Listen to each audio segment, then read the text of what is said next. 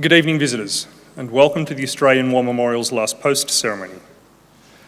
My name is Gerard Pratt, and joining us today from the Australian Army is Corporal Justin Wells.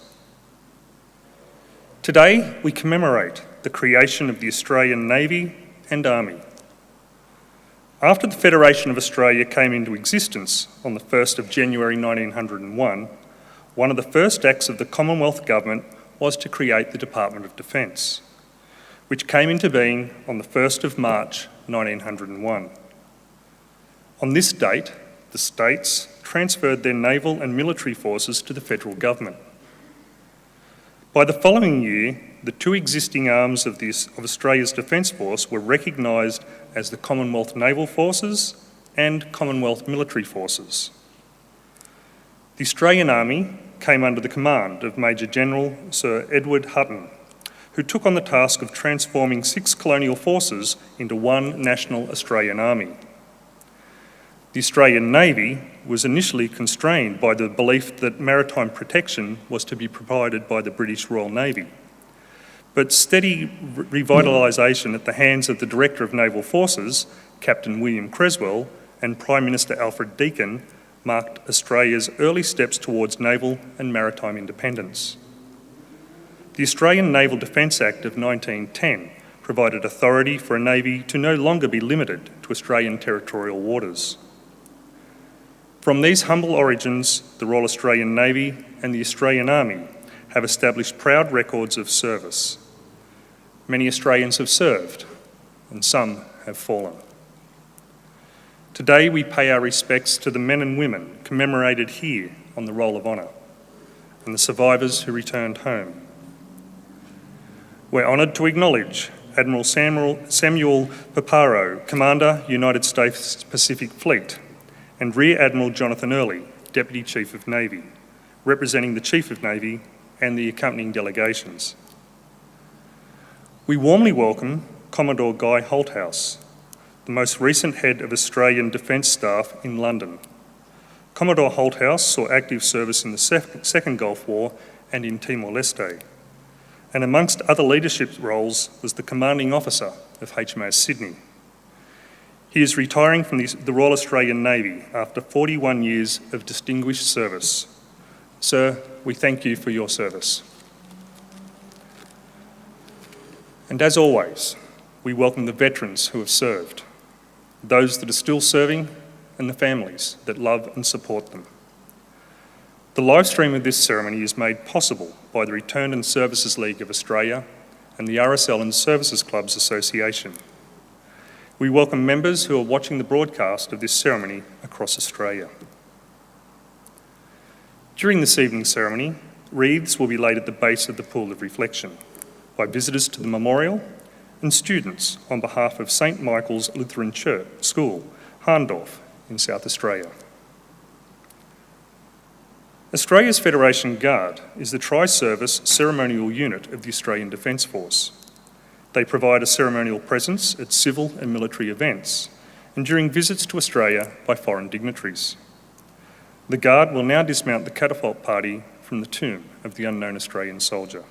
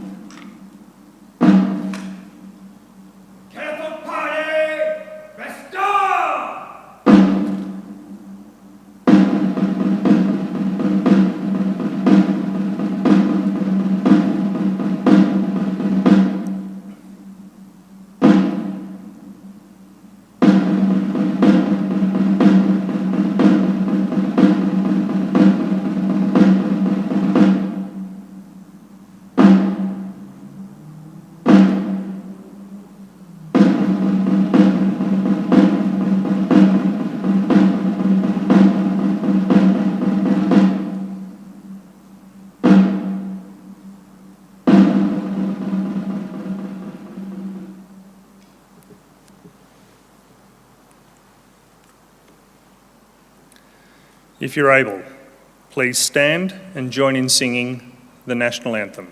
Telephone party, hey, time! Jump! Telephone party, present! Out!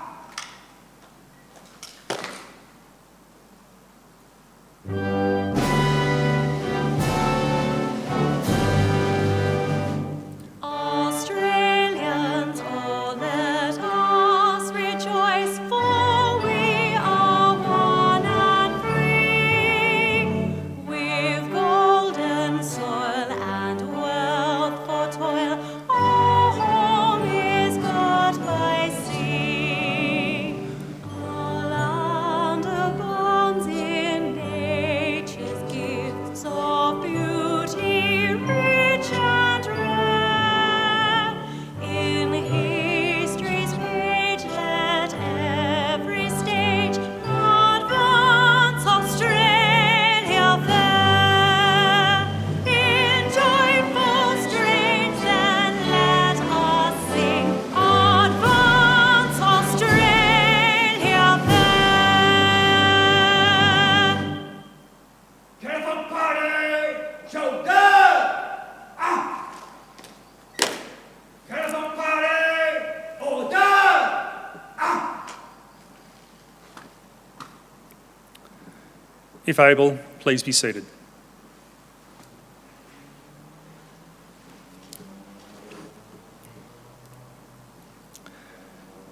The Australian War Memorial was the vision of Charles Bean, Australia's First World War official historian. Bean landed with the Australian troops on Gallipoli and stayed with them at the front through until the end of the war. The idea of this national memorial and museum came to him at Pozières, France, in the depths of the bloody fighting of 1916. Bean's idea was that this would be a place where families and friends could mourn loved ones buried in faraway places. It would also be a place that could help all Australians understand what these men and women had endured and what they had done for us. Bean's vision, to which we remain true, is best expressed as inscribed in the entrance to the memorial's galleries. Here is their spirit, in the heart of the land they loved, and here we guard the record which they themselves made. Tonight, we will read the story behind just one of those on the Roll of Honour, which lists the names of more than 103,000 men and women who have given their lives for us in war and on operations for more than a century. But first, we present a lament, Flowers of the Forest.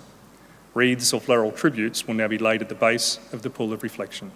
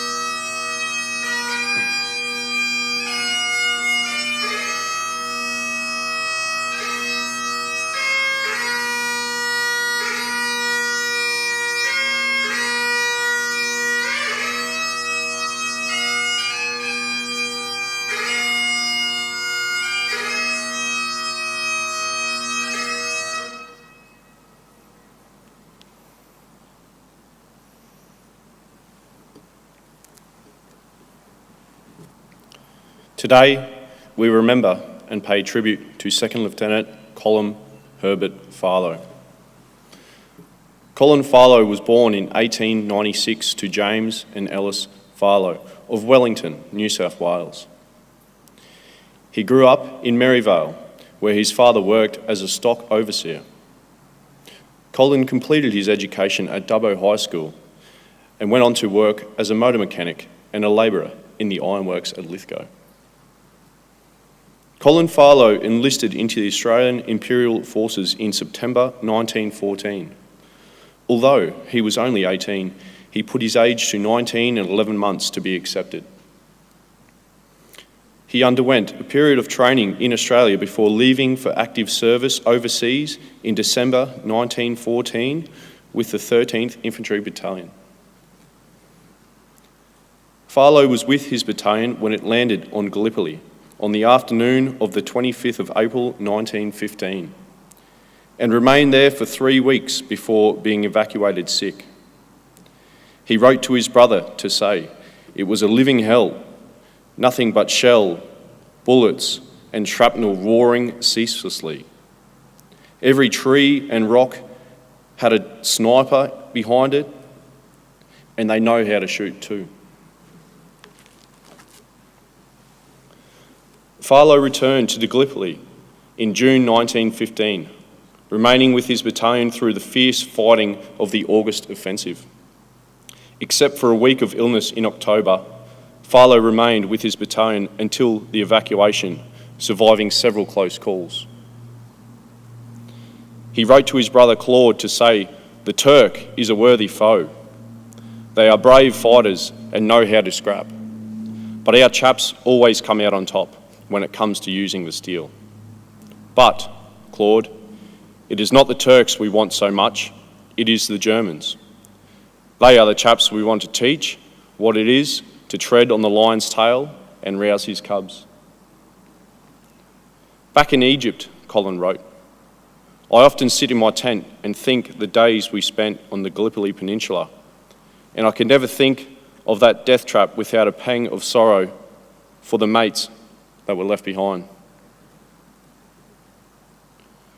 It was widely reported that Farlow had been awarded the Distinguished Conduct Medal shortly after landing on Gallipoli.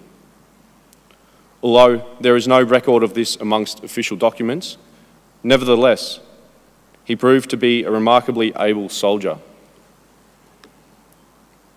The AIF underwent an extended period of training in Egypt following the evacuation from Gallipoli, during which Farlow was promoted to sergeant. In July 1916, after arriving in France, he was commissioned to the rank of second lieutenant. This was an unusual career trajectory for a very young man originally mustered as a driver in the transport section of a battalion, and demonstrates an unusual military capability. Farlow wrote, "It is not so bad to rise from the rank to be a lieutenant at the age of 20 years. I have done my duty to the best of my ability, and I pray God to help me to keep doing so. And then if I leave my body here in the Flinders, my last thought will be that I have done my best."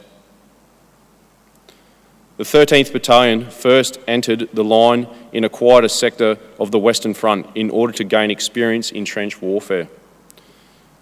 Although considered quieter, every part of the Western Front was dangerous, and in many ways, a shocking escalation in conditions compared to Gallipoli. Farlow wrote, "It is far different here to Gallipoli. In the trenches, here, remind one of a great butcher's shop. Men are murdered by great machines and poisonous gases, great shells, bombs, and machine gun fire. All night the sky is lit with flares and star shells, and above in the air we see many duels with the flying men. We lose a lot of men here with shell shock and broken nerves, for a man cannot stand the strain for too long, for it is just a matter of wait and be blown to pieces. I would sooner we had a charge to break the monotony." Second Lieutenant Farlow would not have to wait long, seeing his first major action on the Western Front in early August 1916, when the 13th Battalion entered the front line near French village of Pozières. When the battalion left the line a little over a week later, Farlow was not with them. It took some time for his fate to be determined, until a letter was received from a T. Davies of the 3rd Casualty Clearing Station in December 1916. He wrote that Farlow was admitted on the 15th of August 1916 and died a few hours afterwards at 8:30 p.m. He was very severely wounded, multiple wounds that is, many wounds in different parts of his body. He was too ill and too collapsed to feel much pain and was very soon unconscious. I am sorry to have so little to say about Mr. Farlow, but he was with us for such a short time. A mate later explained, he was transferred as commander of the Lewis machine gun section. Just after he took command, he came back and had a chat with us. Whilst talking to some of the boys, a shell came over and he was very badly wounded.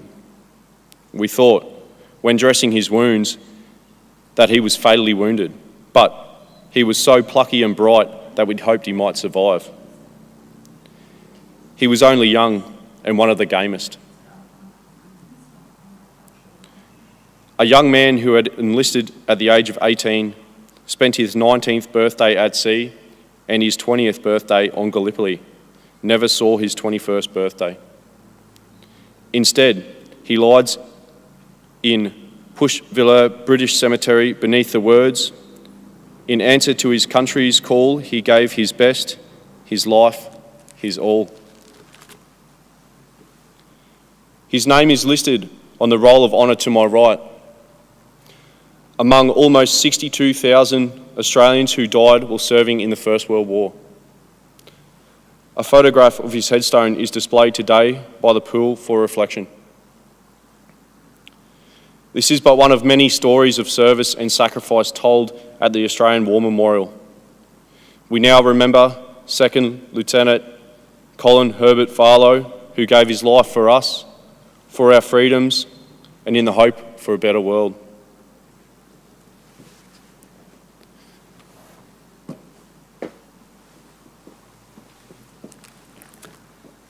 Please stand for the reading of the Ode and the sounding of the last post.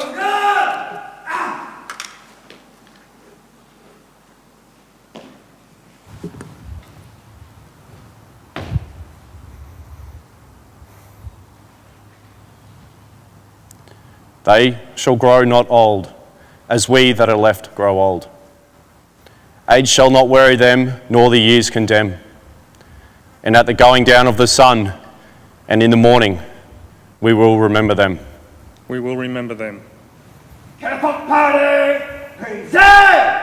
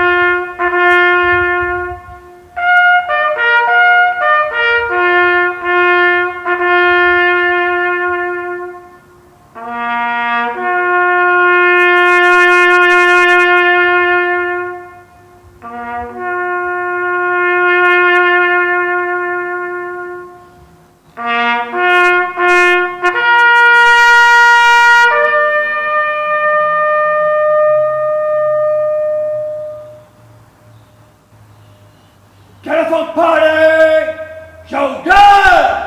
Ah!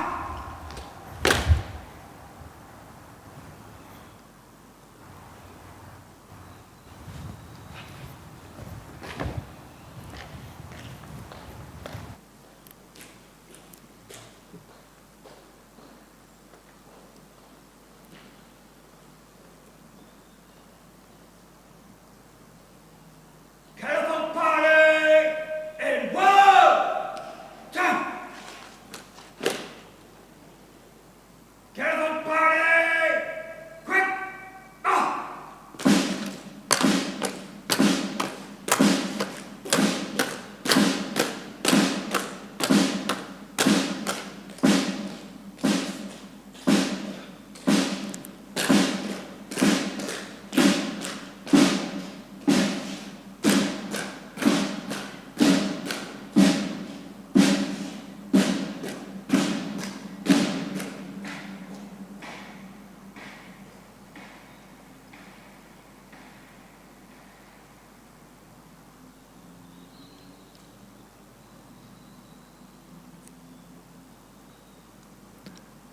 Lest we forget. We leave you this evening with the words of the memorial's founder, Charles Bean. Many a man lying out there at Pozières, or in the low scrub at Gallipoli, with his poor, tired senses barely working through the fever of his brain, has thought in his last moments, well, it's over. But in Australia, they will be proud of this. Ladies and gentlemen, girls and boys, that concludes the last post ceremony. On behalf of the Director, staff and volunteers, thank you for visiting the Australian War Memorial today and for your continued support of the Memorial's development project. We wish you all a very pleasant evening. Thank you.